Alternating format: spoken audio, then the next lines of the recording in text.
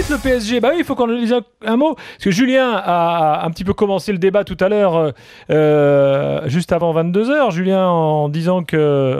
C'est comment s'appelait son association? L'ADVAP. Oui, l'ADVAP, les adversaires du Paris Saint-Germain. C'est quoi le V d'ailleurs? Des adversaires, genre adversaire. Advap. Ouais, ça fait un peu genre on est dans les vapes, quoi. Voilà, c'est ça. Et effectivement, ils sont tous résignés les uns après les autres. Et Bastien, on l'a vu ce week-end également. On lance un appel, rebellez-vous, messieurs, dames, les adversaires. C'est vrai, quoi. Finalement, qu'est-ce que t'as à perdre? Contre le PSG, t'as absolument rien à perdre. Vu qu'en théorie, t'as déjà perdu d'avance. Valladolid a battu le Barça. Je crois que Wigan a dû gagner contre City ce week-end. Ce genre de choses se font. J'en avais parlé au moment de PSG-OM, de cette résignation. Là, à Bastia, en plus, j'y étais, je l'ai vu de près.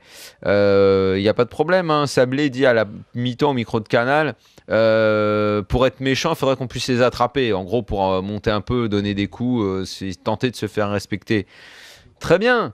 Mais si dans l'équipe, t'en as quand même un qui arrive à se défoncer, à se battre et au moins à être digne et à faire honneur au public bastiais, en l'occurrence l'emblème du club Cahuzac, et qui lui est toujours parfait, ils font quoi les autres ?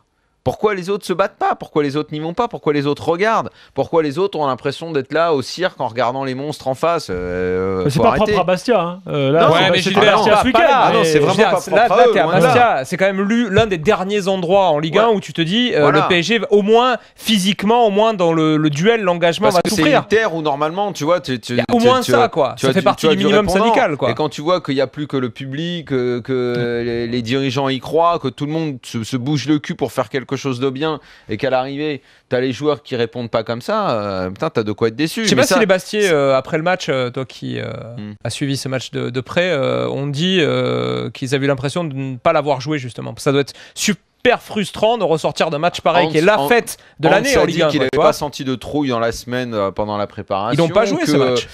Qu'ils ne sentaient pas vraiment de l'appréhension et que justement, comme ils n'avaient rien à perdre, qu'ils étaient en milieu de tableau, ils pouvaient se lâcher. Mais non, ça a été un peu le symbole Modesto, là, 6 secondes, je m'embrouille sur la passe en retrait, et voilà.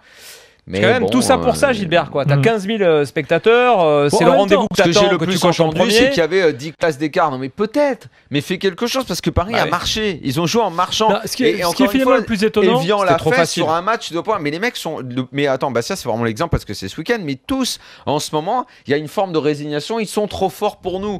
Ils sont trop. Mais c'est aussi un état d'esprit d'y aller. Ce qui est surtout étonnant, c'est que ce soit à Bastia. Parce que moi, je me souviens, vous aussi sans doute, la période de domination de Lyon.